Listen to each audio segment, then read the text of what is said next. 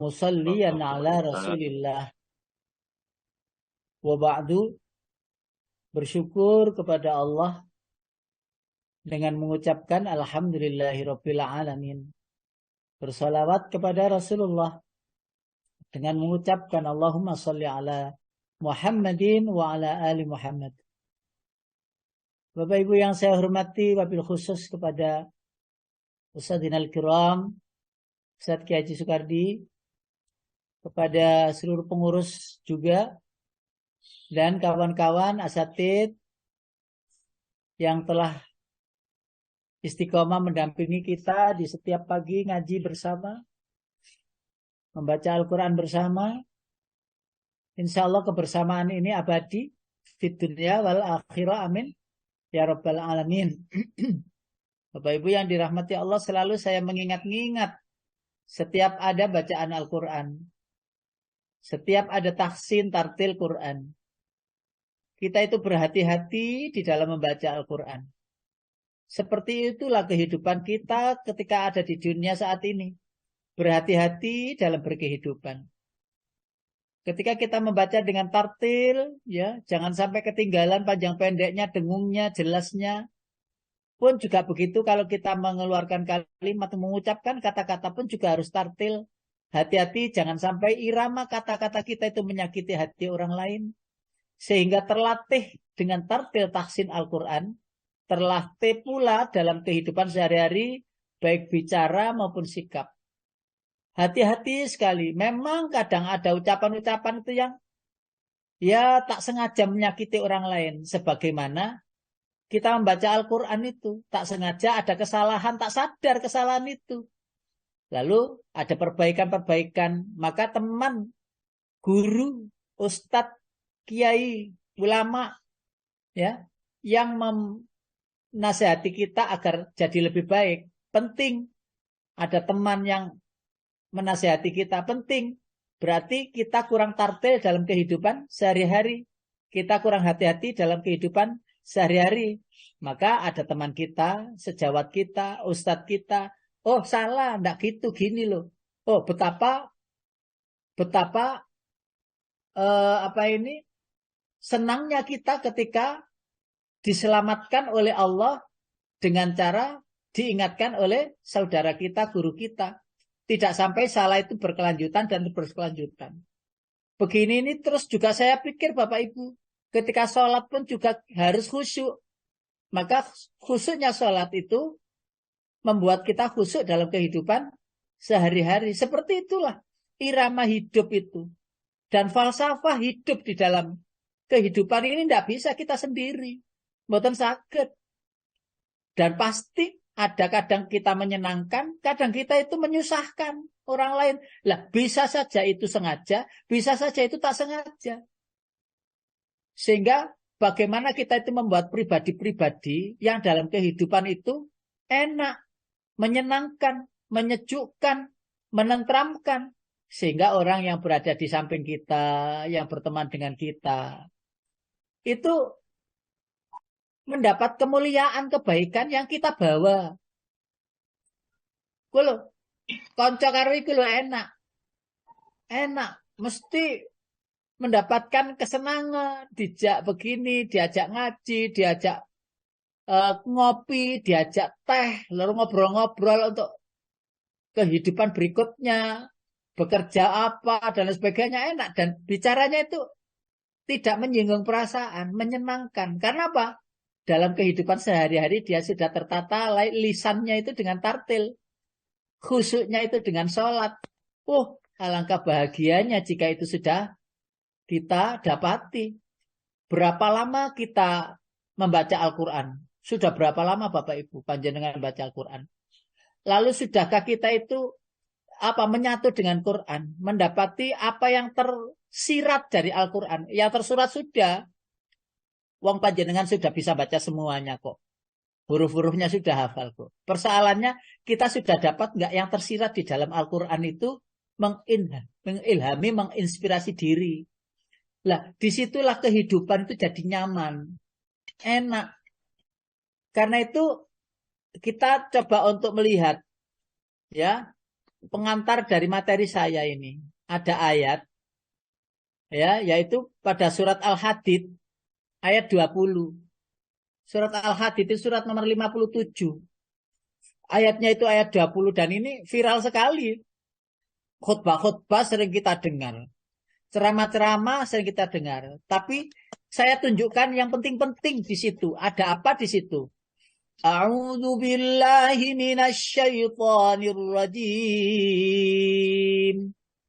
Bismillahirrahmanirrahim. I'lamu annamal hayatud dunya la'ibun walahu وزينة وتفاخر بينكم وتكاثر في الأموال والأولاد وتكاثر في الأموال والأولاد كمثل غيث أعجب الكفار نباته ثم يهيج فتراه مصفرا ثم يكون حطاما وفي الآخرة عذاب شديد ومغفرة من الله ورضوان وفي الآخرة عذاب شديد ومغفرة من الله ورضوان وما الحياة الدنيا إلا متاع الغرور. Lagu seperti itu tadi namanya lagu Nahawan. Tadi ada yang baca lagu-lagu Ros. Lagunya anak-anak BKPRM itu. Indah juga, enak. Semua lagu itu enak. Sing gak enak itu suarae. Karena suaranya cempreng kayak saya. Sehingga lagu yang jadi tadinya itu enak. Jadi boleh ngeprank gitu jembret gitu ya Allah. Pak Qadar diterjemahkan, Pak. Iya, Pak. Ketahuilah, sesungguhnya kehidupan dunia itu hanyalah permainan dan senda gurauan, perhiasan dan saling berbangga di antara kamu, serta berlomba dalam kekayaan dan anak keturunan. Seperti hujan dan tanam-tanaman mengagumkan para petani. Kemudian tanaman itu menjadi kering dan kamu lihat warnanya kuning kemudian menjadi hancur. Dan di akhirat nanti ada azab yang keras dan ampunan dari Allah serta keridhaannya. Dan kehidupan dunia tidak lain hanyalah kesenangan yang palsu. Bapak Ibu yang dirahmati Allah, mudah-mudahan pagi ini kita semuanya mendapati sesuatu yang lebih dari biasanya. Ya, jadi jangan skip dulu ya, jangan sampai tidak mendengar lo ya, atau mendengarnya separuh-separuh. Nanti jenengan dapat separuh-separuh ya, separuh itu jelas ya, kadang separuh-separuh dapat jelas. Ayo, apalagi terus rodo-rodo ngantuk. Ayo kopi nih di iki unjuk, monggo biar ndak ngantuk. Itu pohongnya itu, monggo, lek ono. Ya, kalau nggak ada pohong ya apa ya nasi teh apa goreng. Maksud saya gini, boleh kita dalam mentelaah itu nyantai. Nyantai yang itu menjadi tambahnya ilmu. Kadang serius itu malah lali. Jadi biasa nyantai saja. Nah, saya jelaskan, saya uraikan ya. Nanti slide-slide berikutnya agar tidak ketinggalan. Yang pertama, Bapak Ibu, kenapa saya mengambil topik filosofi hidup? Karena ini akhir zaman, Bapak Ibu. Akhir zaman loh ya. Seakan-akan kita itu melakukan kebaikan itu banyak. Tapi ternyata tidak melakukan kebaikan. Dan bisa jadi sia-sia, naudzubillah. Loh, kebaikan saya itu di mana? Nah, mari kita telah coba. I'lamu, ketahuilah. Annamal, kalimat ini dikuati dengan anna. Bahwasanya terus ma, itu menambah kuatnya kata sangatnya, pentingnya untuk diperhatikan. Annama, itu ada penyangatan dengan kata ma yang ada di situ. Al-hayatud dunya, ini loh, filosofi kehidupan dunia. Itulah ibun, permainan. Ketahuilah bahwa sesungguhnya kehidupan dunia itu bermain-main. Nah, ngapunten. Kalau sudah dibilang Allah kalian di dunia itu bermain-main, maka jadilah pemain utama. Jangan penonton. Paham ya maksudnya? Senang mendengarkan ngaji. Tapi senang toh. Loh saja nih ya lumayan. Lumayan itu pahala maksud. Tapi bukan itu tujuannya. Tujuannya adalah jadi pemain, jadi pelaku utama. Tidak jadi objek. Ya, gaya bahasan wong. Gaya bahasan itu gak enak. Fir'aun tadi bahasan. Ya toh. Namrud jadi bahasan. Lek bahasannya api rada enak lah. Lek bahasannya elek. Jadi permainan itu makanya karena permainan jangan jadi penonton, jadilah pemain. Lah, untuk menjadi pemain itu harus ada SOP, harus ada petunjuk bagaimana bermain yang cantik. Iya kan? Lah kalau kita hanya jadi penonton saja padahal kita itu punya Quran, mestinya jadi pemain, jadi pelaku utama, bahkan jadi aktor. Ya. Karena laibun permainan. Maka siapa-siapa yang akan bermain cantik pasti jadi juara nanti ekor windingnya. Ini kali dijelaskan itu begitu. Walahun dan sendagurauan. Sendagurauan. Nah, maka sendaguraunya pun juga harus baik. Bergurau yang itu ada manfaat, yang menyenangkan orang, bukan membuli, bukan menghinakan dan seterusnya. Terus ada wazina dan perhiasan. Kesenangan-kesenangan. Jadi kehidupan dunia itu isinya itu perlu yang kita ketahui perlu di situ. Nah, kehidupan dunia itu watafakhurun. Berbangga-bangga. Berbangga-bangga. Lah, ada berbangga-bangga yang tidak boleh, ada yang boleh. Berbangga yang tidak boleh adalah membanggakan ilmunya sehingga jadi ujub. Membanggakan hartanya sehingga jadi sombong. Membanggakan keturunannya, keluarganya sehingga jadi gumede, sehingga jadi arogan dan lain sebagainya. Watafakhurun bainakum. Ya, saling berbangga-banggaan di antara kalian. Terus di kehidupan dunia itu watakatsirun fil amwal. Banyak-banyakan harta. Loh, apa boleh banyak-banyakan harta? Boleh. Tetapi sering orang yang sudah mengumpulkan harta, semakin banyak hartanya, semakin sulit untuk beramal. Sehingga begini, kita semua ini pada posisi menjadi orang yang biasa-biasa saja. Atau mungkin ada orang yang miskin, ada orang yang fakir gitu.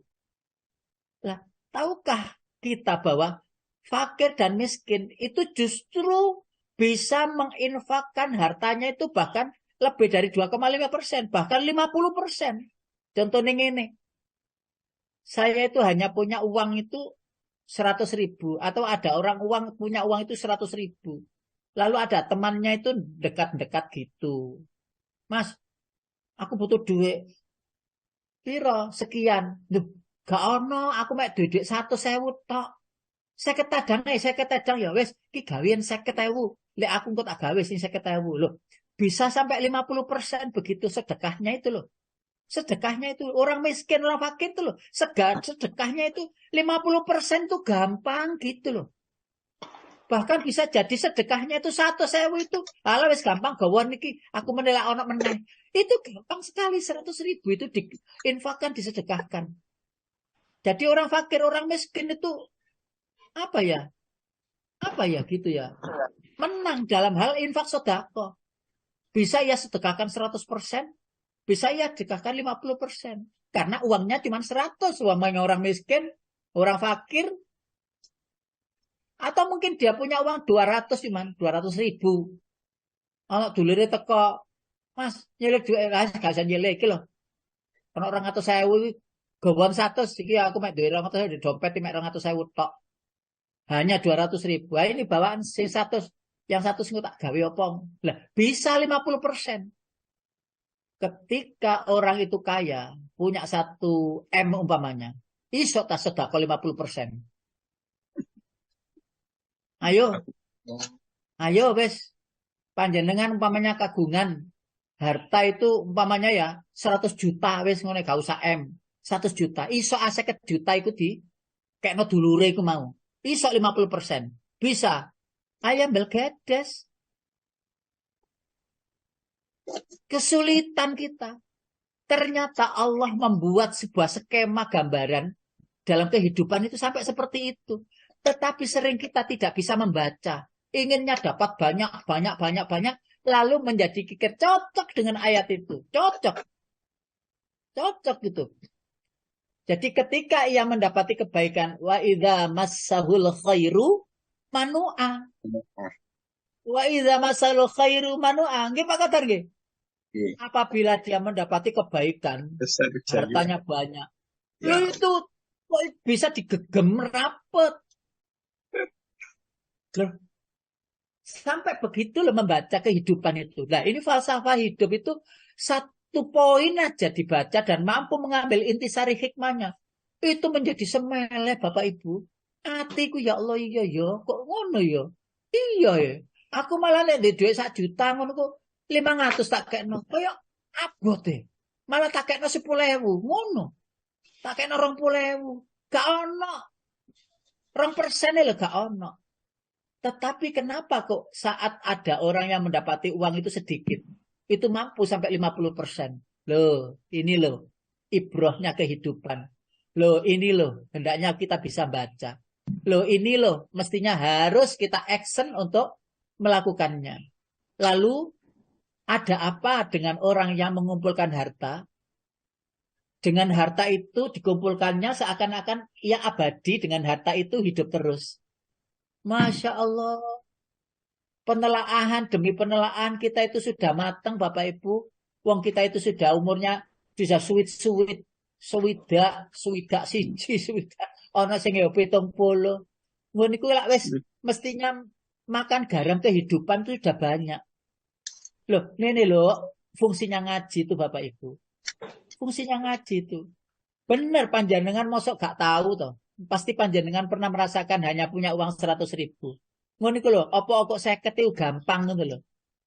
100.000, 200.000, apa kok sing 100 iku nyoh dikekne ngono gak beban, malah lali mari ngekekne iku. Coba sing 100 juta iku sing 50 juta dikekno. Lah gak lali-lali blas. Eling. Ya Allah dhisik lho tak kei 50 juta, gak kurang ta? Gak kurang ta? Gak kurang wae ta? Kita ingat betul 50 juta soalnya akeh. Lah pada 50% dengan orang fakir miskin tadi nggak ingat sama sekali itu. Nggak ingat malah seakan-akan dia belum pernah mendapati atau beramal, berinfak. Engkau dikai meneng, engkau dikai meneng. Engkau gak pernah apa ini memikirkan sudah, oh saya sudah begini, oh saya sudah begini, oh saya sudah begini. Nggak pernah berkata sudah kalau sudah hal-hal kebaikan itu. Yang ada dalam pikiran itu belum. Masya Allah. Loh di situ tentang amwal wal aulad. Tentang harta. Loh ngoten loh. Lah itu les, sudah bisa kita baca Bapak Ibu. Alangkah indahnya hidup kita itu di dunia. Dan alangkah indahnya ketika kita itu disambut. Kehadiran kita itu oleh para malaikat nanti di akhirat itu. Karena apa? Karena sudah tidak kepikiran masalah dunia lagi dan tidak mengingat kebaikan yang dilakukannya seakan-akan belum ia melakukannya. Karena itu yang kita takutkan itu apa Bu? Bukan karena miskin. Bukan karena kita itu takut karena kekurangan makanan. Sudah panen istilahnya apa ya? Dunia Indonesia itu gak panen beberapa bulan. Beras kurang. Ngono iku panjenengan lek ana dhuwit kan gak kuatir. Lah iso tuku beras masih beras larang. Bisa beli beras. Nggak ada khawatir sebenarnya. Nah, kalau orang punya iman, itu sama sekali tidak takut. Hal-hal begitu itu dunia itu nggak takut. Dan yang takut itu adalah jika Allah meninggalkan kita. Itu yang paling kita takutkan. Allah meninggalkan kita karena kita tidak mengerti tentang bagaimana mengikat hati ini tetap kepada Allah. Karena itu kalau ada ketakutan persoalan dunia, itu berarti ada yang nggak beres dengan iman yang ada di hatinya. Iya, nggak beres. Yang kita takutkan itu jika Allah itu memalingkan diri, tidak mau melihat kita. Itu yang kita takutkan, Pak. Wong kita itu kembali ke sana, Bu. Kita kembali ke sana. Lalu kita tidak diharapkan kehadirannya. Karena di dunia itu tidak mengerti tentang kehidupan, falsafah hidup. Dari mana kita? Terus di dunia ini untuk apa? Terus kembalinya kemana? Itu tidak dipahami sama sekali. Tidak dipahami. Masya Allah, saya kembali bersyukur ya. Kok ada pengajian pagi-pagi ini benih kalau ada pengajian ya Allah. Itu kita bersyukur sekali Bapak Ibu. Bersyukur. Lah ya gak ada metu teko omah lho. Nggak pakai jalan-jalan, nggak pakai. Ya tinggal klik online, terus ngaji bareng-bareng, ya tahsin Quran, terus ya ngaji bareng dengan asatid kita. Masya Allah, gitu itu loh. Kenikmatan asupan rohani yang tak bisa dinilai dengan harta. Asupan rohani yang tidak ternilai dengan harta. Nggak bisa. Mboten saged. Nggak bisa dibanding. Kalau panjenengan punya ilmu yang banyak dengan harta yang banyak, saya yakin panjenengan memilih ilmu yang banyak, amal yang banyak, amal yang baik. Jadi harta itu tidak ada apa-apanya. Wong duwe itu ya kertas ngenae. Kayak awak dhewe kayak dibujui. Dengan kertas yang hanya capnya ono gambare ngono iku terus yo. Ya itu tadi, ya. Watakasurum fil amwal wal aulad. Itu banyak-banyakan harta dan anak. Anake pinter ngono, putune pinter ngono. Anake sapa? Nek gak anakku, pinter. Putune juara ngono ku nang TPQ ngono ku ya. Lha ala putune sapa rek kok iso juara? Loh, hal-hal yang seperti itu menjadikan bangganya diri padahal sing minter niku sapa? Lah ya pangeran toh melalui guru-guru yang mengajari mereka. Kalau gak melok apa-apa ngajari apa? Ngakon-ngakoni tok. Ya, lalu dibanggakan. Lah dulu itu Bapak Ibu, zaman jahiliyah itu, ya, saudara-saudaranya Abu Thalib, saudara-saudaranya Abu Thalib, itu semua punya anak banyak-banyak. Anaknya banyak, bangga dengan anak itu. Laki-laki lagi. Ya. Setelah itu Abu Thalib cuman ada anak satu saja yang akhirnya nazar. Nengko oleh anakku 10, yang satu saya kurbankan. Saking kepinginnya anak.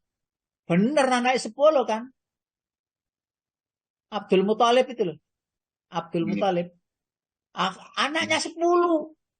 Ya lalu yang Abdullah dikorbankan. Kan gitu ceritanya. Bangga dengan itu. Islam belum mendidik mereka dalam keimanan. Bangga dengan 10 anak itu. Wes, aku menjadi kuat. Anakku lanang kabeh 10. Dan terakhir itu adalah Abdullah, yaitu ayah Rasulullah SAW. Yang akan dikorbankan itu. Ternyata yang akan dikorbankan Abdullah itu yang paling baik akhlaknya. Paling baik budi pekertinya. Paling wajahnya paling tampan ya. Karena membawa ruh Rasulullah. Membawa sinar cahaya Rasulullah di dalam dirinya. Sehingga tampak ketampanannya, kebaikannya. Karena akan keluar dari dirinya benih yang akan menjadi Rasul akhir zaman, Rasulullah Muhammad SAW. Kebanggaan. Sampai sekarang begitu itu. Lalu Allah memberikan pengandaian kehidupan dunia ini Bapak Ibu. Kamatsali ghaisin a'jabal kufara nabatuhu. Kamatsali ghaisin. Seperti ya fata morgana semuanya. Seakan-akan besok itu mau panen gitu. Tanamannya a'jabal kufar. Ya, menakjubkan para petani. Besok kelihatannya panen. Hijau ranum bagus. Jangan sampai ini menipu kita. Amalnya seperti banyak. Ya begini, ya begitu, ya amal ini, amal itu. Lalu dengan amal itu kita merasa aman dari azab. Aman dari keburukan. Dengan harta itu aman dari segala hal. Bahkan diansurasikan diri ini. Jangan sampai ketika sakit itu terus tidak terobati. Setiap ada sakit sedikit pun dia akan dapat asuransi. Rasanya nggak ada khawatir belas. Jadi kebergantungan kepada Allah itu terkikis. Karena asuransi yang kita gantungkan. Loh Ustaz Rek, aku Ustaz dimelu asuransi kayak apa? Nah, wis. Bahas sendiri nanti. Yang akhirnya kebergantungan kepada Allah itu terkikis. Ya Allah, Engkau yang memberi sehat. Ya Allah, Engkau ya justru malah ngapunten. Doa kita walaupun kita itu sudah dapat asuransi, BPJS, apa dan sebagainya. Tetap aja tidak mau kalau kita itu sakit walaupun sudah ditanggung. Ayo toh. Nah, orang yang tidak dapat asuransi, tidak dapat BPJS, pasrah kepada Allah. Ya karena memang sakit dia sudah ketahui hikmah-hikmahnya. Orang yang sakit itu mendapatkan banyak hal jika tahu hikmahnya. Ya, sering kita bahas.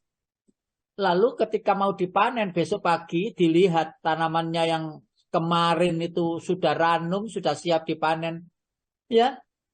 Fatarahu musfarran. Kemudian ia lihat itu musnah.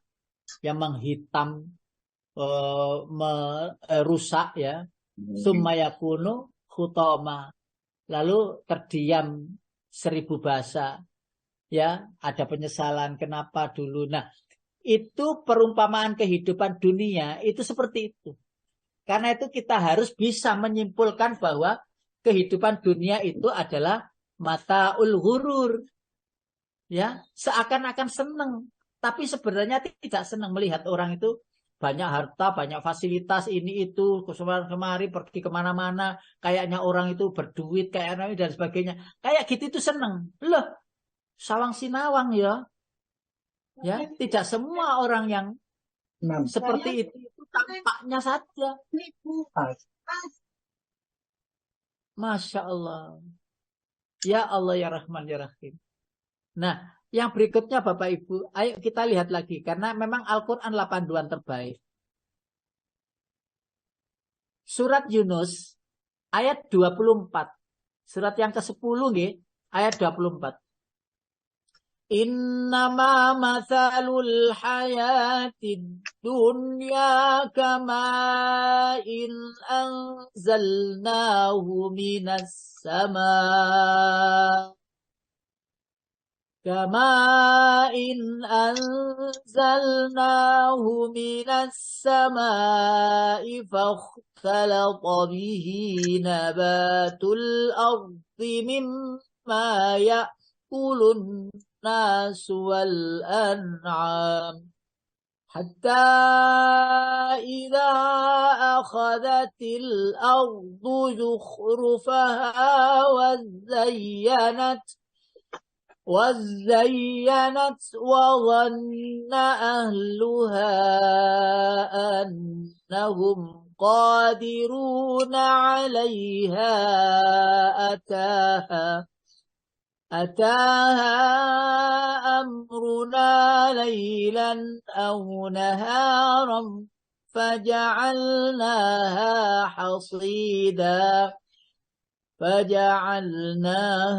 حصيدا كأن لم تغن بالأمس كذلك نفصل الآيات لقوم يتفكرون. Silakan Pak. Ya Pak. Sesungguhnya perumpamaan kehidupan dunia itu hanya seperti air, yakni air hujan yang kami turunkan dari langit. Lalu tumbuhlah tanam-tanaman bumi dengan subur karena air itu. Di antaranya ada yang dimakan manusia dan hewan ternak. Hingga apabila bumi itu telah sempurna keindahannya dan berhias dan pemiliknya mengira bahwa mereka pasti menguasainya, yakni memetik hasilnya, datanglah kepadanya azab kami pada waktu malam atau siang. Lalu kami jadikan tanamannya seperti tanaman yang sudah disabit. Seakan-akan belum pernah tumbuh kemarin. Demikianlah kami menjelaskan tanda-tanda kekuasaan kami kepada orang yang berpikir. Baik, Bapak Ibu, coba kalau kita renungi bersama-sama, Masya Allah. Apakah bisa kita mempertahankan apa yang kita cintai? Tidak. Tidak. Mboten saged. Sesungguhnya perumpamaan kehidupan duniawi itu hanya seperti air hujan yang kami turunkan dari langit.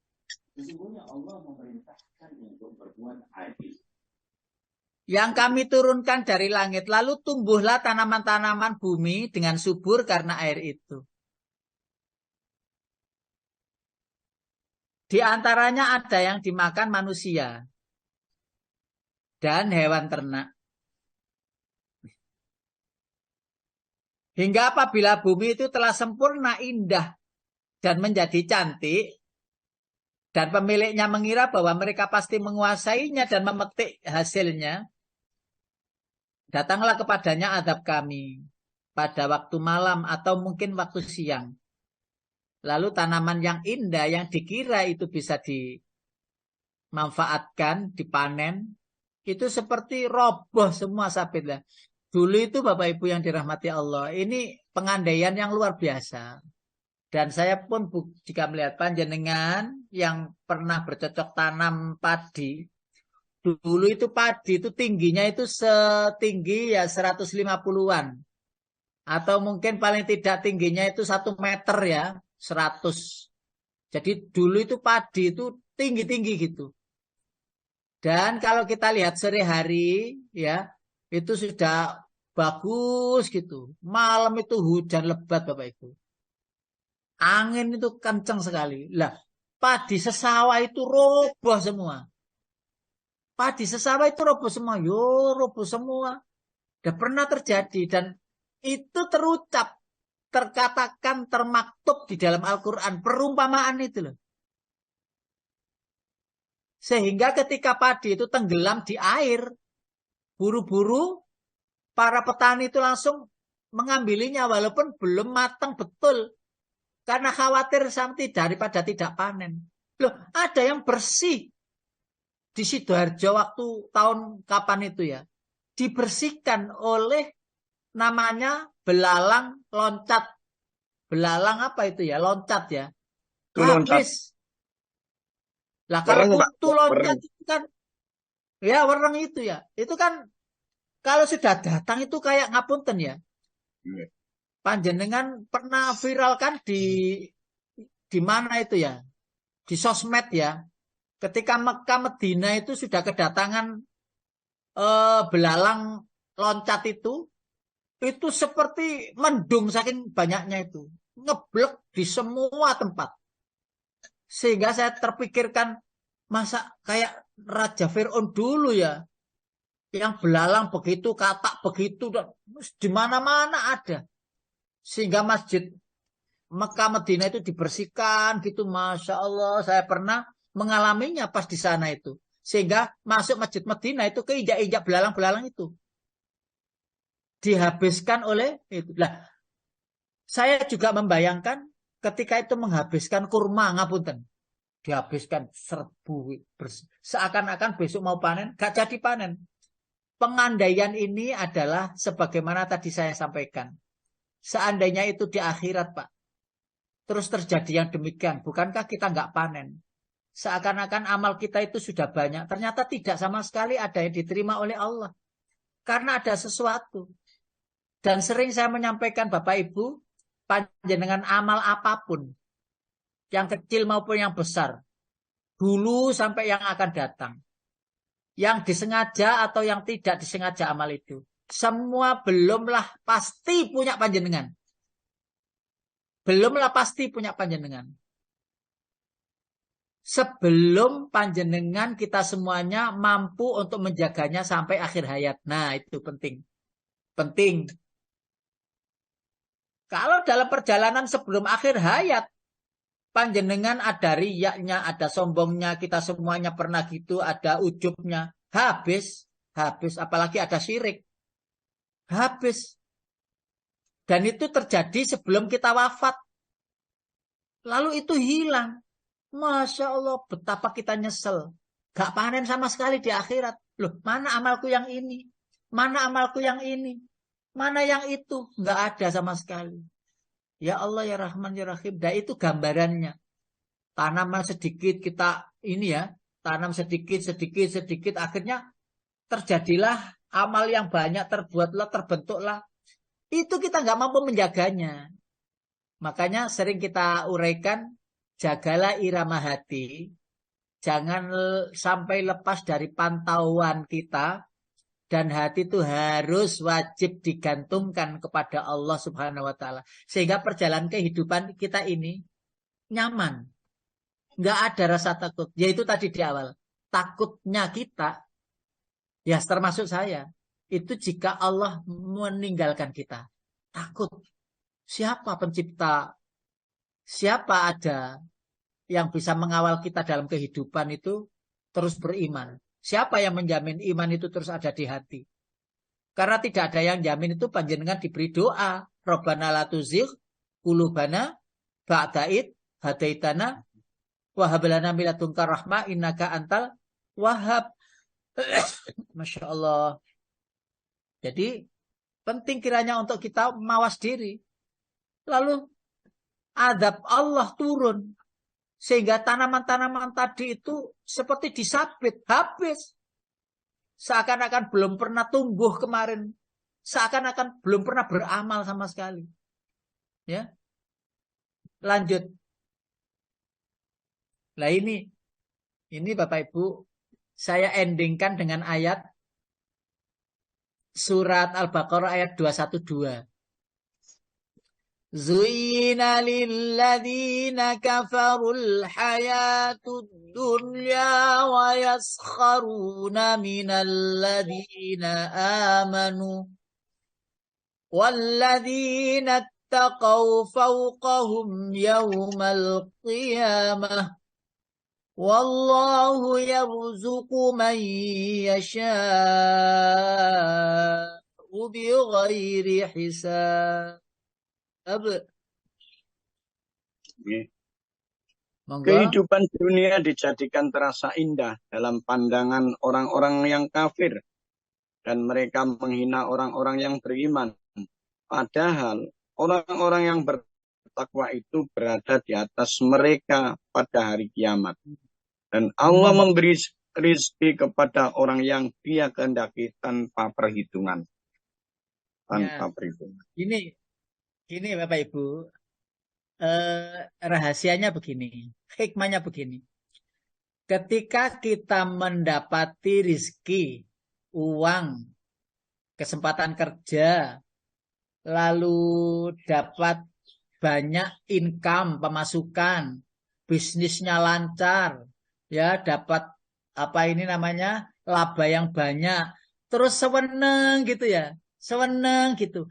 Lebih senang daripada kita itu bisa menikmati indahnya ibadah. Maka sudah dibalik oleh Allah. Sudah dibalik oleh Allah. Kok ketika kita itu telah melaksanakan sholat, bisa ngaji, menikmati indahnya bacaan Quran, kok senengnya tidak seperti mendapati harta itu? Berarti hati sudah kebalik. Hati sudah kebalik. Ya, dulu pernah kita bahas itu dengan Pak Soeharto.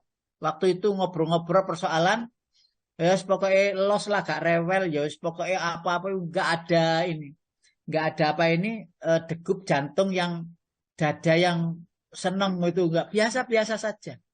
Nah, kalau panjenengan ngapunten ya, dapat banyak uang, dapat banyak ini keberhasilan, bisnisnya lancar, tanaman kebunnya itu juga bagus, panen banyak.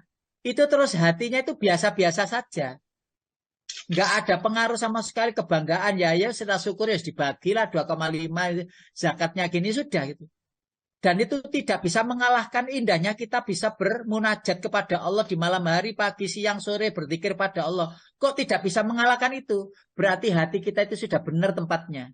Menempatkan kehidupan sudah benar. Falsafah seperti ini harus kita replay. Apakah kita ini seperti itu? Harus kita koreksi, muhasabah. Apakah sudah begitu? Mudah-mudahan keterangan saya panjenengan bisa paham. Insyaallah. Kalau umpamanya apa ini namanya tanamannya, kebunnya itu panen banyak dan sebagainya terus menjadi wah, dan melebihi senangnya ketika kita bisa berkesempatan untuk menikmati yang nikmatnya nikmat, yaitu berduaan dengan Allah dalam munajat. Maka itu panjenengan harus menanyakan diri sendiri kembali. Ya Allah, wong sudah tahu loh, panjenengan kita semua sudah tahu bahwa nikmatnya iman itu tidak bisa ditukar dengan apapun, bahkan kekayaan itu, hati yang ada iman itu lebih besar nilainya daripada emas sebesar bumi. Iya toh? Iya toh Pak? Bu? Lho panjenengan mireng nih toh iki? Mireng nih toh? Masya Allah. Gak bisa ditukar loh Bapak Ibu, tidak bisa. Tidak bisa ditukar. Wes. Masya Allah. Panjenengan kok serius teman ya? Salah aku rada serius sih. Ya, ikut serius Ustadz ini, ikut serius. GG, tak ngopi sih sebelah. Masya Allah. Ngapunten Bu, kita sama-sama ngoncai diri. Ngupas-ngupas begini ini. Jangan sampai terpeleset loh Bapak Ibu.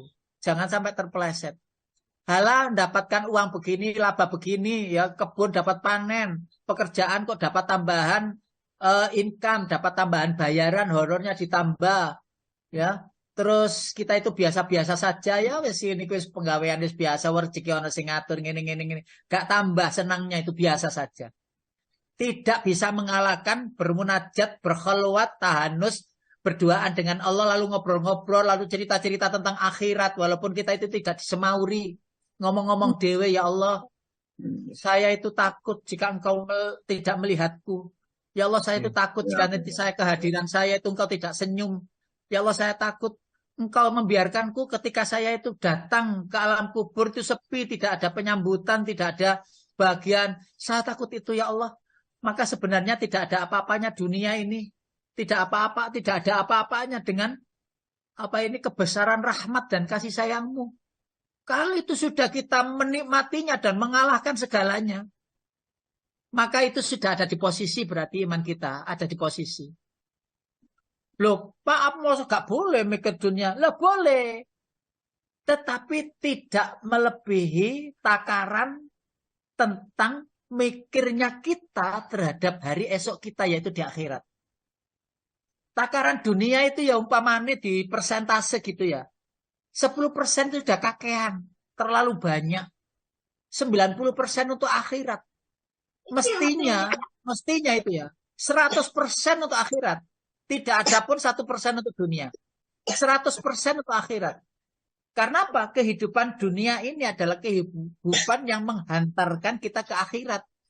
Jadi kehidupan dunia yang kita lakukan ini adalah untuk kebahagiaan akhirat. Kalau itu tujuannya berarti kita itu masih di dunia tapi sebenarnya sudah berada di akhirat. Gitu loh Pak. Mudah-mudahan paham kok gak bulet ya. Gak bulet ya keterangan saya ya. Betul, Insya Mbak. Allah gak bulet. Oke. Oke, lek Paham, bulet Pak. ya balani kapan-kapan ngono. Oke. Jadi kalau kita itu bisa menata begitu itu, kita menjadi pemenang loh Bapak Ibu. Menjadi pemenang. Karena itu saya lanjutkan. Saya lanjutkan. Ayat tadi yang dibaca artinya oleh Pak Qadar tadi, wallahu yarzuqu may yasha'u bighairi hisab. Rizki itu sudah bagian Allah, diberikan. Jadi kita tidak perlu ngejar-ngejar rizki. Ngejar-ngejar malaikat. Malaikat pembawa rizki. Bisa kita ngejar malaikat Mikail. Pembagi rizki. Lu beren ya gak ketemu-ketemu. Lewes wayahe dikae engko teko-teko dhewe areke iku. Lalu diberi gitu tanpa kita tahu. Lalu Allah memerintahkan, iku wayahe dikae. Iki lho sing sabar iki lho, ketwingi gak durung dikae. Lho wayahe dikae ya dikae. Lah kita tidak usah mengejar sampai lupa akan kewajiban kita untuk bermunajat kepada Allah. Kalau sudah bermunajat kepada Allah itu kalah kenikmatannya dengan mengejar dunia. Wes panjenengan deleki meneh. Ada apa denganku? Tidak ada apa denganmu, tapi ada apa denganku? Kok bisa terlenakan dengan kehidupan dunia? Wong dunia ini ya bagus, indah. Bisa dijadikan surga kok bisa. Tetapi jangan sampai kehidupan dunia ini melupakan yang utama. Lalu ada begini Bapak Ibu. Ini filosofi hidup menurut Imam Syafi'i saya kutipkan. Manusia yang paling tinggi kedudukannya adalah mereka yang tidak melihat kedudukan dirinya. Jadi apapun kita itu bukan karena jadi sesuatu itu terus kita menjadi orang yang ingin dilihat, ingin disenangi, ingin dicintai, ingin dihargai. Dan manusia yang paling banyak memiliki kelebihan adalah mereka yang tidak melihat kelebihan dirinya. Ayo, ini gak kuali-walik tak baleni. Dan manusia yang paling banyak memiliki kelebihan itu adalah mereka yang tidak melihat kelebihan pada dirinya.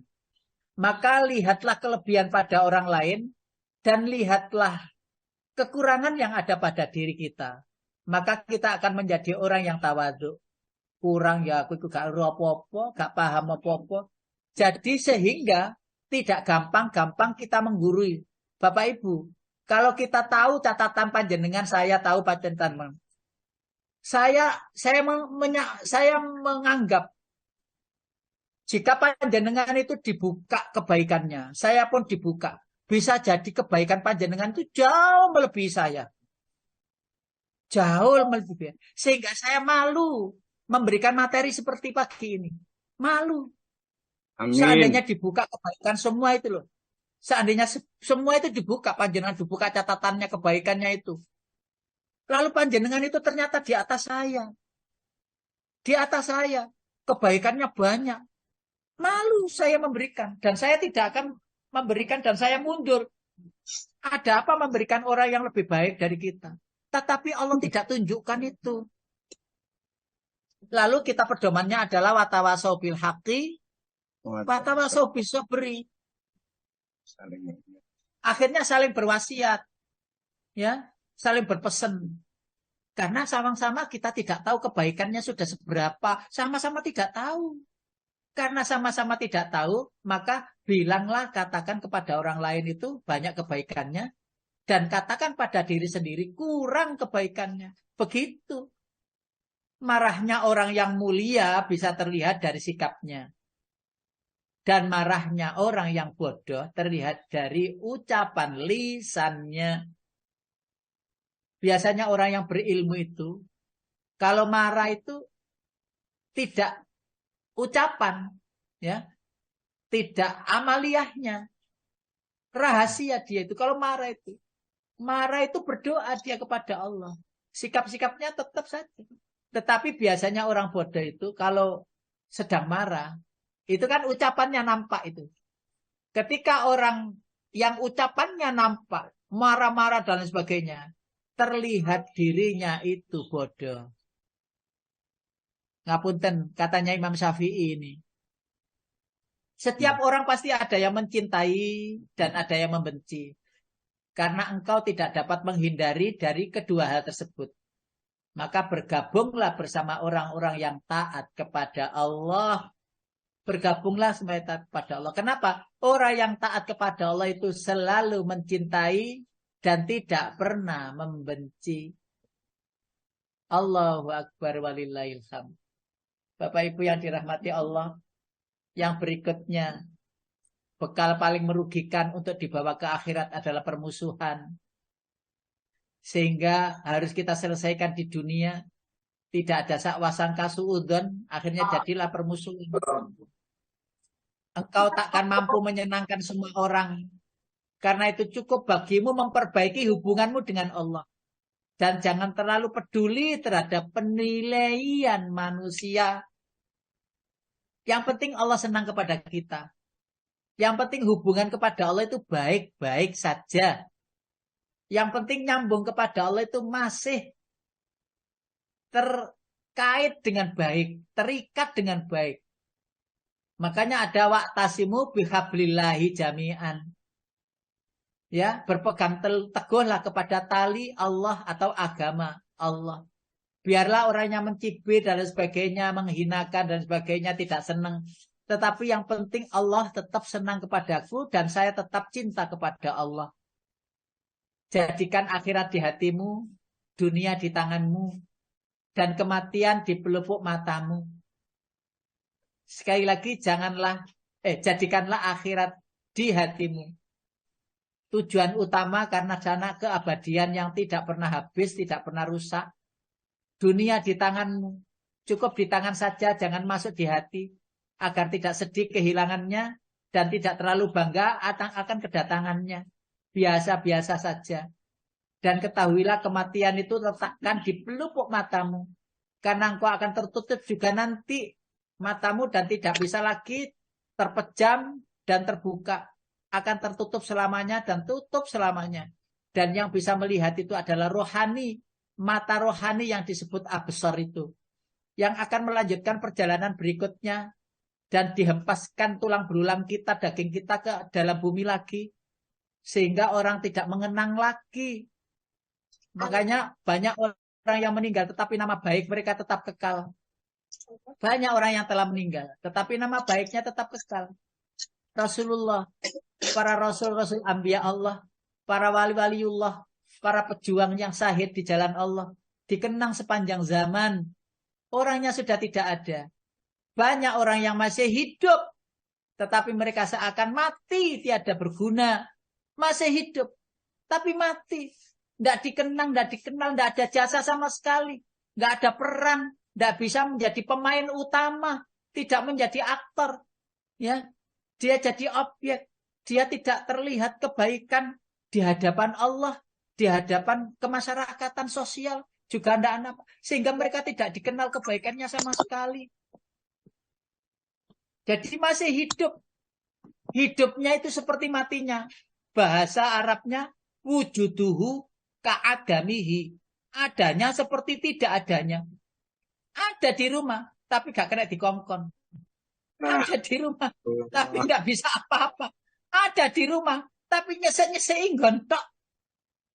Sekali diperintahkan, dimintai tolong, nesu-nesu. Wonten apa mboten ngoten niku? Aduh nyempel. Kalau dibilang ada, jarine suudon. Tapi ngoten niku wonten gitu loh. Artinya jangan itu kita, jangan itu. Masya Allah, banyak orang yang meninggal, namanya tetap kekal, gitu. Banyak orang yang masih hidup, namanya tiada, berarti namanya sudah mati, tapi orangnya masih hidup. Adanya itu seperti tidak adanya, ya Allah, ya Rahman, ya Rahim. Pun samonten mawon, ya Allah, ngapunten mohon maaf lahir dan batin. Jadikanlah hati kami semuanya adalah hati yang bersih, Amin. yang selalu husnudzon kepada sesama. Menjadi pemenang di antara pertandingan di dunia ini dan menjadi pemenang saat di akhirat nanti, menjadi orang yang terbaik dan tinggi derajatnya, menikmati Jannatul Firdaus yang ditempati oleh para rasul, para nabi. Amin ya rabbal alamin. Saya kembalikan lagi ke Pak Hedi. Monggo Pak Hedi.